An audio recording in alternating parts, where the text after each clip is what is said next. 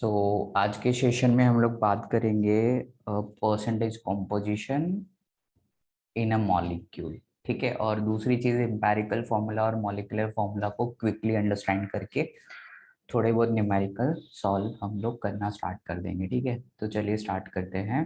The first part is percentage composition. ठीक है, percentage composition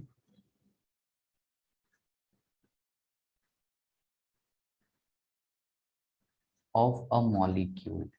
कोई भी मॉलिक्यूल है उसका परसेंटेज कॉम्पोजिशन कैसे हम लोग निकालते हैं। ठीक है, सो फॉर एग्जांपल अगर आपके पास में CH4 का एक मॉलिक्यूल है, so the idea is very simple. आपको करना क्या है, CH4 मॉलिक्यूल का सबसे पहले आपको निकालना है molecular weight.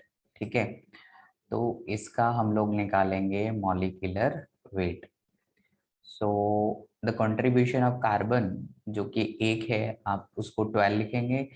Then we have 4 hydrogen atoms, so the atomic mass of hydrogen is 1, therefore we have to write 1, and we have 4 hydrogen, so total 4. So the total molecular weight of CH4 is 16.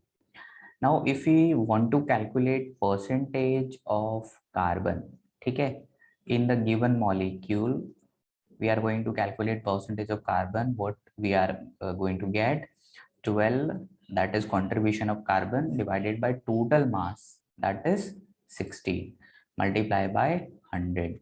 So this is how we are actually calculating percentage of carbon. Similarly we can calculate percentage of hydrogen. ठीक है, तो ये वाला part कैसे निकालेंगे। So hydrogen का contribution कितना है इन the molecule 4, and the total value of the molecular weight that is 16, और इसको भी आप 100 से मल्टीप्लाई करेंगे। So definitely after solving these things you will get 75% over here, and you will get 25% over here.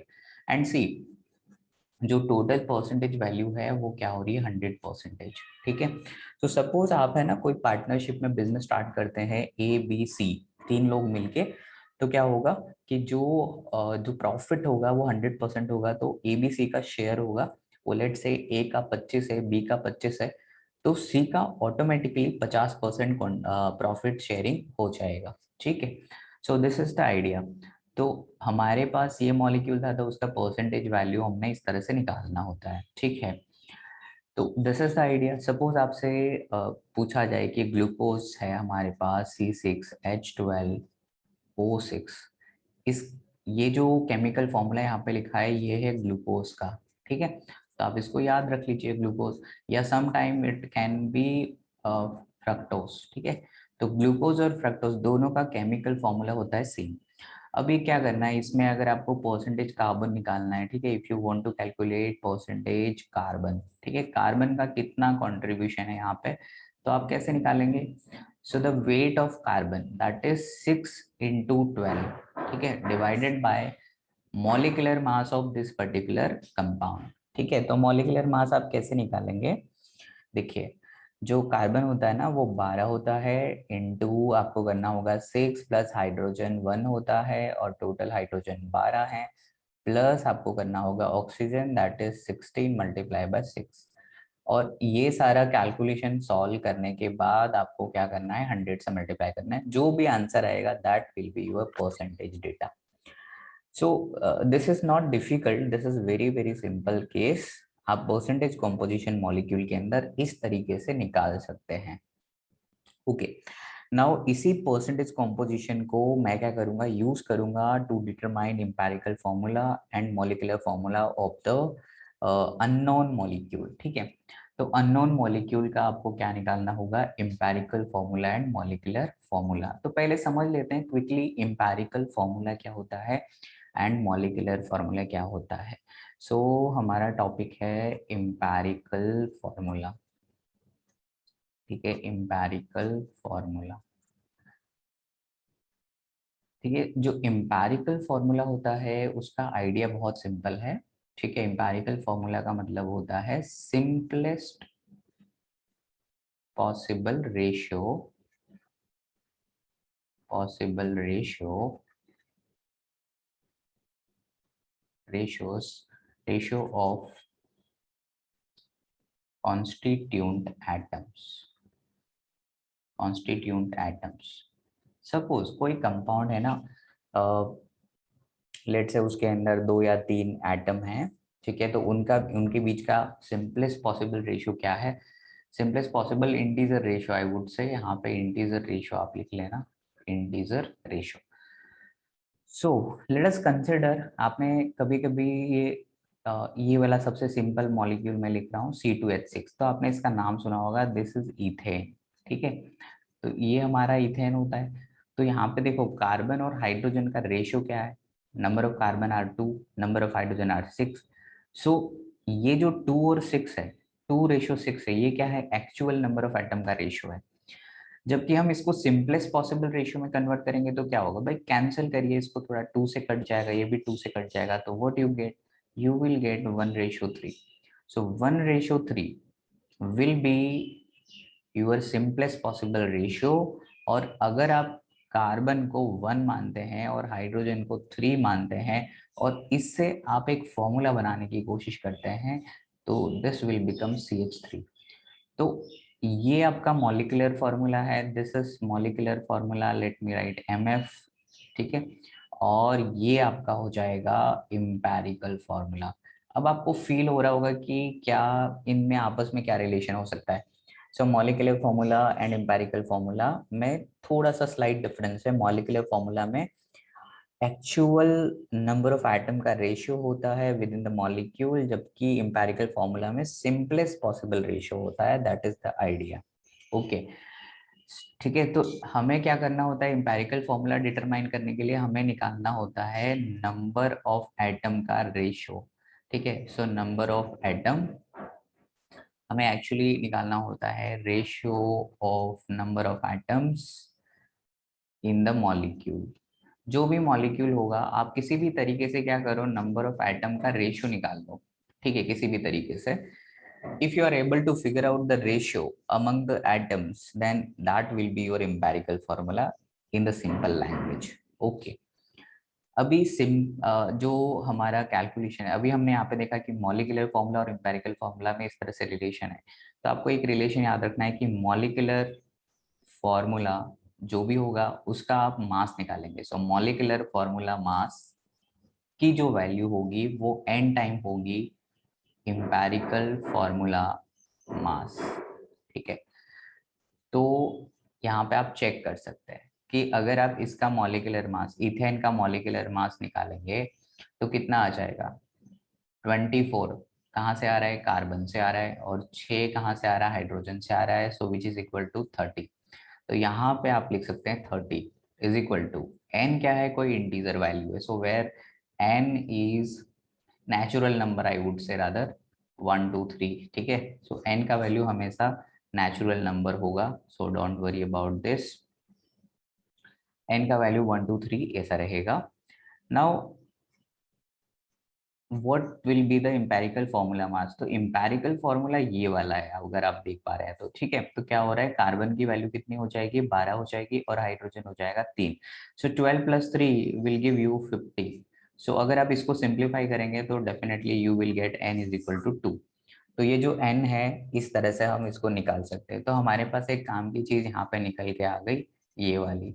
तो बस आप इसको याद रखिए कि if you are going to calculate molecular formula mass which is equal to n times of empirical formula, और n की value क्या हो सकती है, 1 हो सकती है, 2 हो सकती है, 3 हो सकती है। n की वैल्यू, अगर मान लो कि आपके पास n की वैल्यू आप कैलकुलेट करते हैं, unfortunately you are getting, unfortunately आपको कितना मिल रहा है, आपको मिल रहा है 3.14, ठीक है। तो जब आपको ये 3.14 मिलेगा ना, तो आप क्या करेंगे, 3.14 को अप्रोक्सीमेटली 3 मानेंगे, ठीक है। तो this is the idea, if it is given like 3.14, तो आपको क्या करना होगा, 3 मानना होगा, ठीक है। और अगर आपके पास एन की वैल्यू पॉइंट में हो सकती है, मैं बता रहा हूँ आपको, पॉइंट में हो सकती है, तो आपको क्या करना होगा, राउंड ऑफ करना होगा, ठीक है। You have to do round off technique over there, ठीक है। तो आपको वहां पे क्या करना पड़ेगा, राउंड ऑफ करना पड़ेगा, तभी आप कर सकते हो, ठीक है। सो एक आध एग्जांपल आप पिक कर सकते हैं, यहीं पे लिख देता हूँ।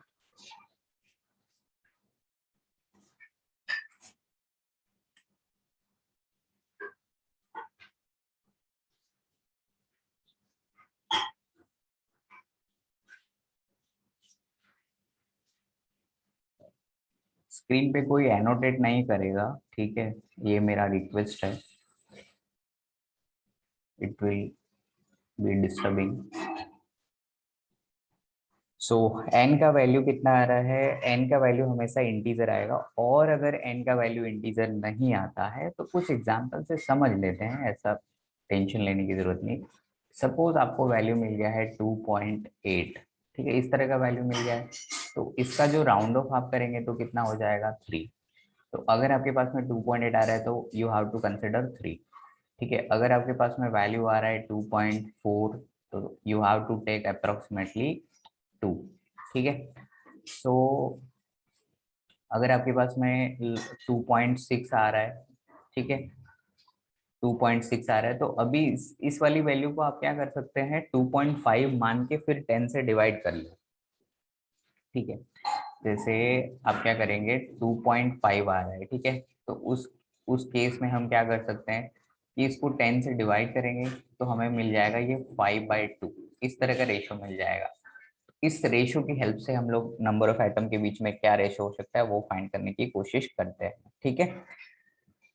तो जनरली आपको जितने भी क्वेश्चंस होंगे वहां पे इंटीजर रेशो मिलेगा, तो एग्जामिनर हमेशा आपको ऐसा कंफ्यूजन में नहीं डालेगा, और जनरली आपका जो भी कैलकुलेशन होगा वो जैसे या तो 2.8 2.9 ऐसा रहेगा, या फिर 2.1 2.2 2.3 इस तरह का रहेगा। तो you can easily round of that thing, ठीक है। तो एक तो ये आइडिया है। अब हमें क्या करना है कि अगर आपको कोई क्वेश्चन दिया जाए तो आप उसको कैसे सॉल्व करोगे, ठीक है। So what are the various step to solve the empirical formula, let us consider ये क्वेश्चन है अपने पास, ठीक है। सो आप देखिए यहाँ पे क्या लिखा है, an organic compound contain carbon hydrogen और ऑक्सीजन। कोई कोई ऑर्गेनिक कंपाउंड अपने पास है, उसके पास में क्या है, कार्बन है, you have hydrogen and you have oxygen, तो ये अपने पास एटम है। तो हमें फॉर्मूला कैसे निकल इंपेरिकल फॉर्मूला कैसे मिलेगा, एक्स वाई और जेड। तो यहाँ पे जो एक्स वाई जेड है अननोन है वो हमें निकालना है, ठीक है। तो हमारा आंसर आ जाएगा। अब हम कैसे करेंगे, तो सबसे पहले द स्टेप्स आर फॉलो, ठीक है। कार्बन लिखो, हाइड्रोजन लिखो, ऑक्सीजन लिखो, ठीक है। कार्बन हाइड्रोजन ऑक्सीजन लिख लेने का, उसके बाद में जो भी परसेंटेज दिया हुआ है आपको, परसेंटेज कॉम्पोजिशन, ठीक है, that is for carbon it is given 38.71, तो यहाँ पे कार्बन के नीचे लिख लीजिए 38.7। अभी 1 नहीं लिखोगे तो भी चलेगा। एंड ये हाइड्रोजन जो है 9.67 है, तो मैंने लिख लिया 9.67। नाउ ऑक्सीजन का परसेंटेज कितना आएगा, ऑक्सीजन का परसेंटेज कितना आएगा, तो हमें क्या करना होगा, 38.71 और इसके अंदर 9.67 को ऐड करना होगा, ठीक है। सो दिस इज 8 13 17 और 18, और ये 48.38 आ गया। अब ऑक्सीजन का जो कंट्रीब्यूशन वो होगा कितना होगा, 100 माइनस 48.38, ठीक है। तो ये माइनस करना होगा आपको, 2 6 और यहाँ पे हो गया 1 और यहाँ पे हो गया 5, सो 51.62, तो ऑक्सीजन का कंट्रीब्यूशन आ जाएगा 51.6। तो ये हो गए आपके परसेंटेज कंट्रीब्यूशन, ठीक है। अब आप खुद से दिमाग लगाइए कि मैंने थोड़ी देर पहले आपको परसेंटेज वाला कैलकुलेशन सिखाया था, तो वहां पे क्या हो रहा था कि ये जो वैल्यू आ रही है, ये जो वैल्यू आपको दिख रही है ये कैसे आई थी, तो कार्बन का कितना contribution divided by total molecular mass, इस तरह से हमने निकाला था। अब हम क्या करना है, हमें एटॉमिक मास से डिवाइड करना है इसको। So divided by atomic mass that is 12, carbon के लिए 12 होता है, हाइड्रोजन के लिए it is 1, for oxygen it is 60, ठीक है। और इसके बाद में हमें क्या करना है, ये सॉल्व करके सबसे सिंपल रेशो में कन्वर्ट करना है, और सिंपल रेशो कैसा होना चाहिए, इंटीजर होना चाहिए, ठीक है। तो अभी स्टार्ट करते हैं इसको सॉल्व करना, ठीक है, तो सबसे पहले आप ये वाले फ्रैक्शन को सॉल्व करके देखिए कितना आ रहा है कार्बन वाला value, and please let me know the data. ठीक है, कितना आ रहा है बताइए। 38.7 डिवाइड बाई 12।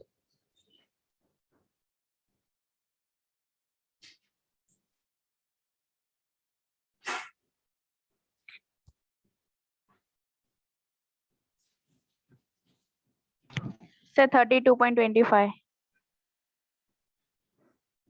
32.25 कुछ ज्यादा नहीं आ रहा बच्चे? सर 3.2।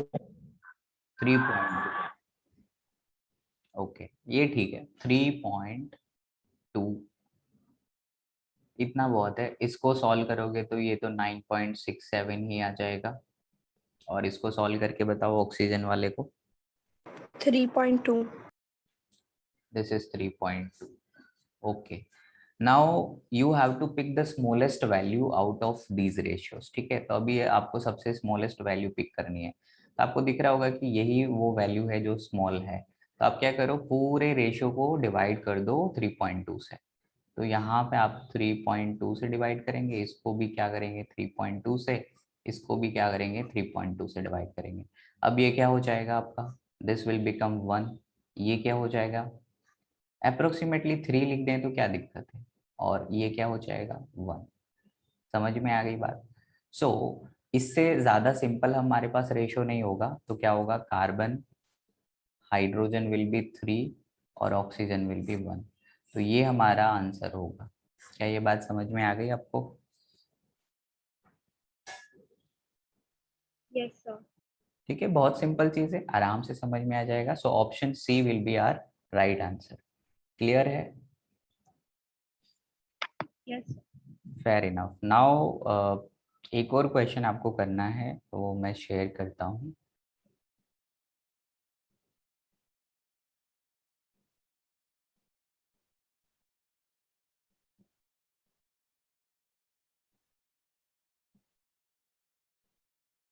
ये तो वही है,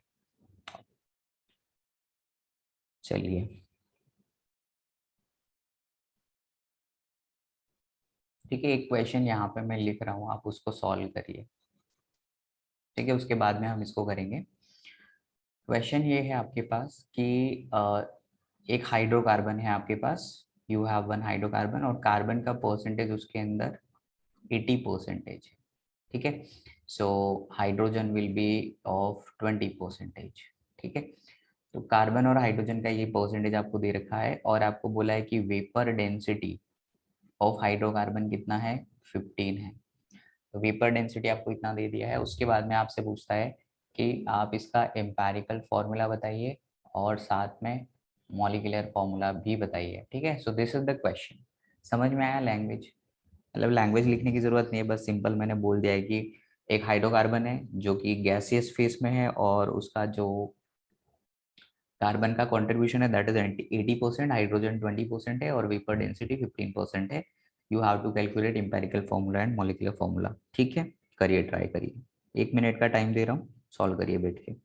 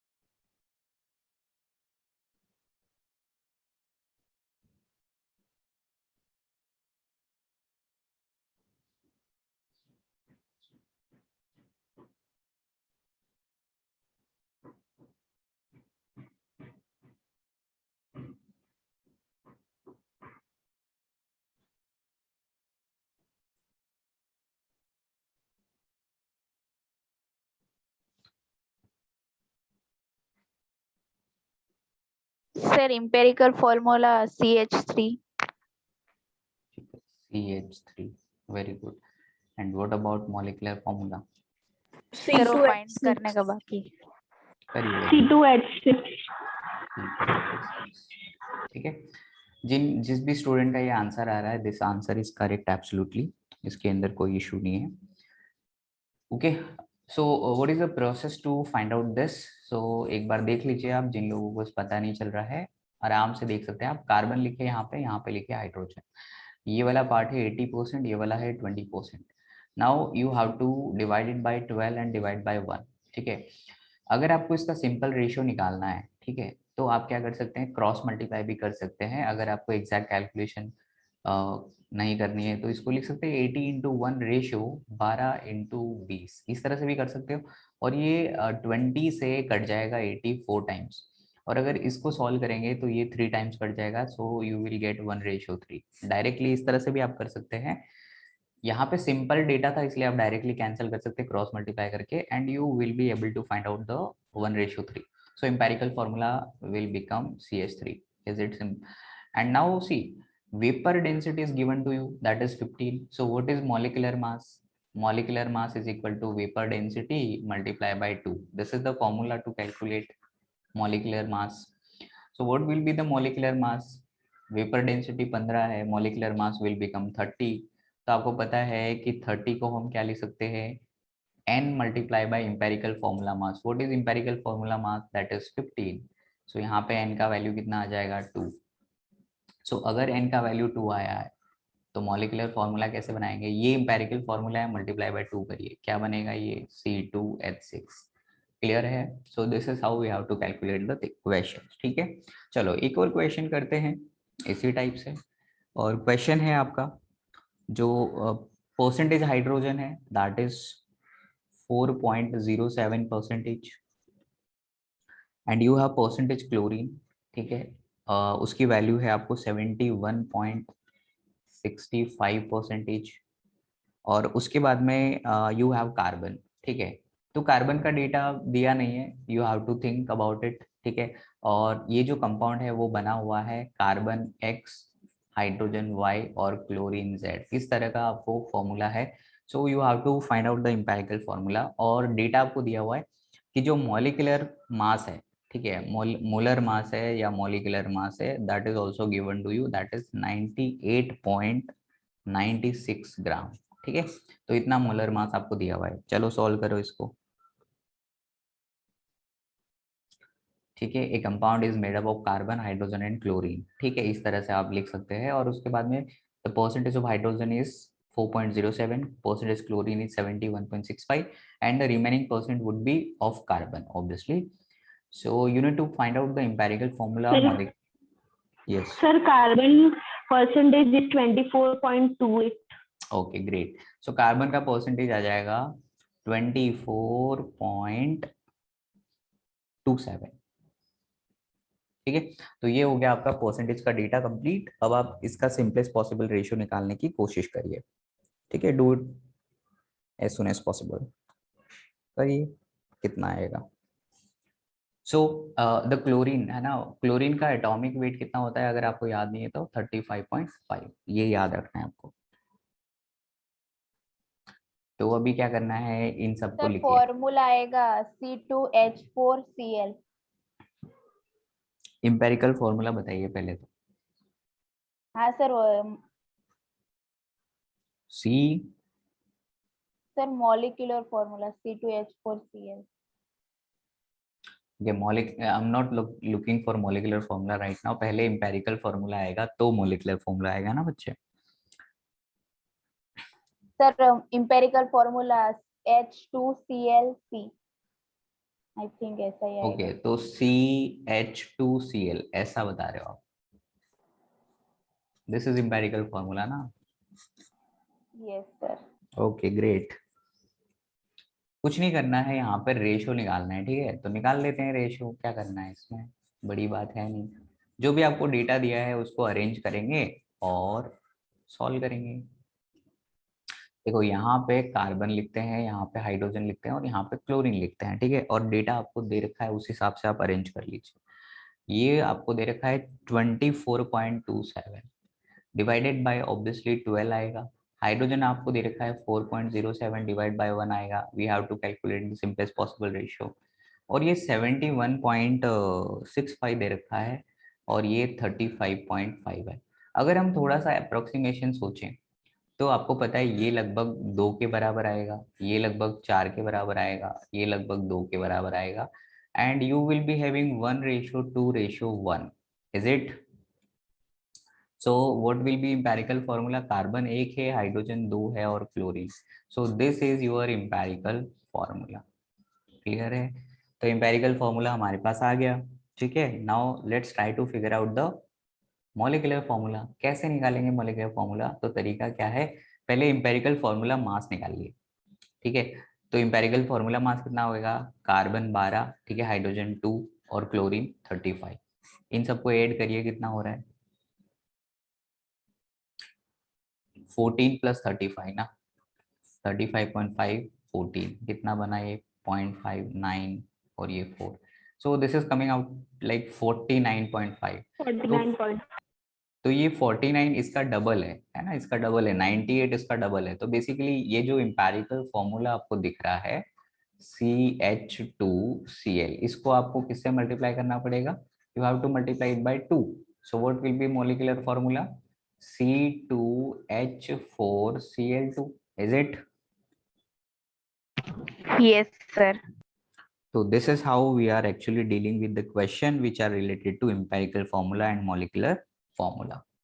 ओके, सो उम्मीद कर रहा हूँ ये कॉन्सेप्ट आपको समझ में आ गया होगा। ठीक है, नाउ अब आप क्या करोगे? आपको एनसीईआरटी की एक्सरसाइज में अगर क्वेश्चन गिवन है तो आप कर सकते हैं सॉल्व। अगर आप कॉम्पिटिटिव एग्जाम की बात करेंगे ना, तो वहां पे इस तरह के क्वेश्चन नहीं आते जो मैंने करवाए हैं। वहां पे आते हैं केमिकल रिएक्शन से रिलेटेड। केमिकल रिएक्शन से रिलेटेड कैसे क्वेश्चन पूछेगा? तो वो पूछेगा कि अगर मैंने 5 ग्राम हाइड्रोकार्बन को कंबशन करवाया तो मुझे x ग्राम CO2 और y ग्राम H2O मिला। So what will be the chemical formula? ठीक है, so how to deal with those questions we will discuss in the subsequent lectures, so don't worry. Now let's try to understand the question which is given over here.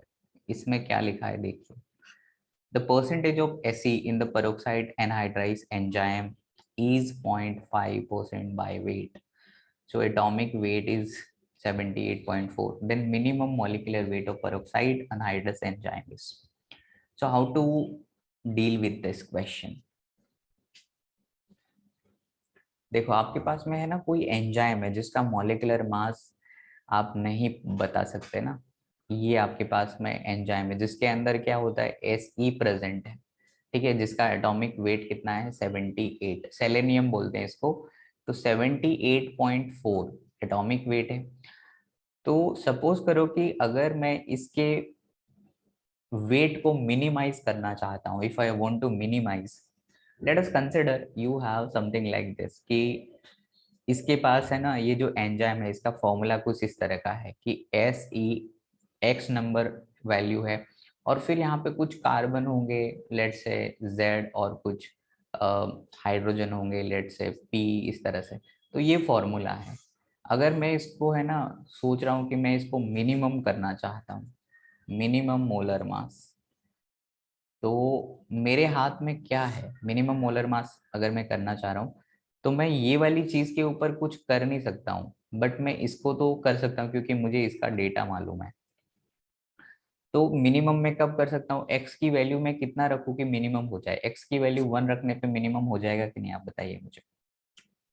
Simple चीज है, अगर आप x की जगह पे 2 रखोगे तो obviously molar mass बढ़ता चला जाएगा। ठीक है, if you are keep on increasing value of x, the molecular mass will kept on increasing. Make sense? समझ में आ रही है बात? तो आपको मिनिमम चाहिए तो आप क्या कर सकते हैं? x की वैल्यू 1 रख सकते हैं। अब कुछ सोचेंगे कि सर x की वैल्यू 0 रख दें तो भाई x की वैल्यू अगर 0 रखोगे तो सेलेनियम होगा ही नहीं उसके अंदर, तो फिर तो उसका परसेंटेज निकालने का कोई सीन नहीं बनता। ठीक है, so in order to find out the minimum value we have to keep Se value equal to 1. So now it is very simple how to solve this. देखिए हमने क्या करा है, हमने एनालिसिस करके SE का जो वेट है वो कितना लिखी? 78 है, 0.4 multiply by 1 in order to keep it minimum, and the molecular mass. ठीक है, मल्टीप्लाई बाय 100 करोगे तो ये वैल्यू किसके बराबर आनी चाहिए, 0.5 के बराबर आनी चाहिए, क्योंकि आपको 0.5% दे रखा है। तो अब सॉल्व करिए इसको, कितना आ रहा है m का वैल्यू, और ऑप्शन से आंसर बताइए मुझे जल्दी से। Sir option number sir 1। Option A. Option A, ठीक है। तो molecular mass will be m is equal to, अब आप क्या करेंगे, 0.5 से इसको डिवाइड कर देंगे, 78.4 मल्टीप्लाई बाय 100 डिवाइड बाय 0.5, ठीक है। तो ये डेसिमल से ये डेसिमल चले जाएगा, 5 से इसको कट करेंगे तो ये हो कितना हो जाएगा, 1, 2 बचा, 5 टाइम्स, 3 बचा, 6 टाइम्स, और फिर 4 टाइम्स, ठीक है। सो कुछ ये आ रहा है आपको 1564, और यहाँ पे 10 की पावर 2 है, और यहाँ पे आपको 2 और मिलेगा, so obviously this will be your right answer. I guess this is clear to everyone, समझ आ गई बात, option A will be the right answer. तो इस तरह के क्वेश्चन भी आपको मिलेंगे, क्लियर है। अभी इसी क्वेश्चन को थोड़ा मॉडिफाई करता हूँ। मॉडिफाई कैसे करता हूँ कि आपने हीमोग्लोबिन का नाम सुना है? Yes sir. Yes sir. Okay, कहाँ पे होता है वो haemoglobin? Haemoglobin is a part of blood ना, ठीक है। अब देखिए, वो ब्लड का पार्ट है, और दूसरी चीज क्या है कि उसमें आयरन होता है, ठीक है, आयरन होता है। सो मान लो कि हीमोग्लोबिन में आयरन का जो परसेंटेज है वो 0.5%, ठीक है। The percentage of iron in haemoglobin is 0.5। What will be the minimum molecular mass of haemoglobin? तो कैसे करोगे? Again you have to solve like this. Suppose atomic weight of iron is 56, atomic weight कितना दिया, 56। अगर आपको minimum weight करना है haemoglobin का, तो इसको 1 पुट करना पड़ेगा, then you have to write like this, molar mass of haemoglobin and multiply by 100, and which is coming out to be 0.5। समझ में आ गया? तो आज आपको ये ऐसा नाम लिख के दिया है, कल को हीमोग्लोबिन, कल को कोई दूसरा केमिकल लिख के देगा और आपको बोलेगा कि मिनिमम निकालिए, तो आप समझ गए कैसे निकालना है minimum? Yes sir. Yes sir. Fair enough. तो इस तरीके से आपको ये चीज करनी है। उम्मीद कर रहा हूँ कि ये पार्ट आपको समझ में आ गया है। सर हम्म, सर हमें मतलब ऐसा मिनिमम निकालने को बोले तो सर हम उसकी वैल्यू में मीन्स वो नहीं लेनी है, जैसे हमने 78.4 इंटू 1 लिया। 1 ही लेना पड़ेगा बच्चे, क्योंकि आप समझो कि जो नंबर ऑफ एटम्स होते हैं वो सबसे कम क्या हो सकते हैं, 1 हो सकते हैं, है ना। आधा एटम, 3.5 एटम, ऐसा कुछ होता नहीं ना। समझ रहे हो बात को? कोई भी जैसे यस यस।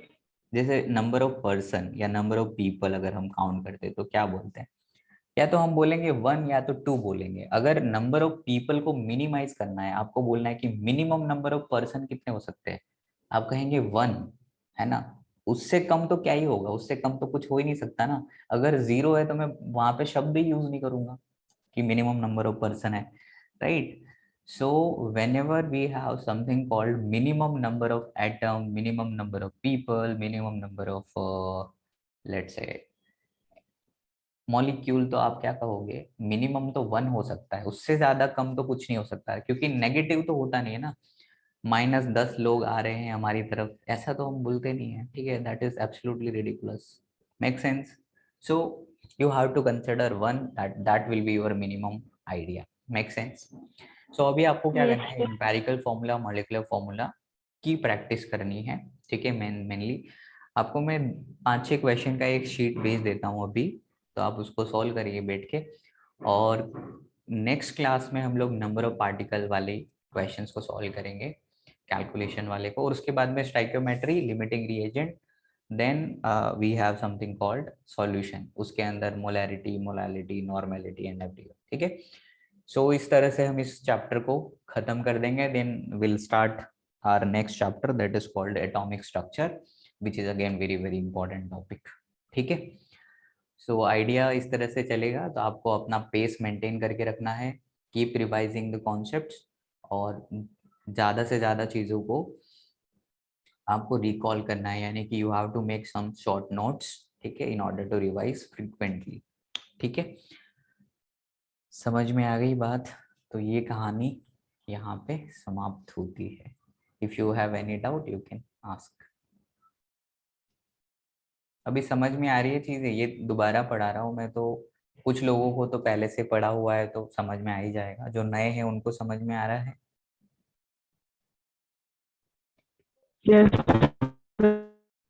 ठीक है, ओके। सर आप क्वेश्चन भेजे थे ना आज इसके? हाँ हाँ, अभी क्वेश्चन आपको मिल जाएंगे विद इन 2-3 मिनट। ठीक है, ओके सर।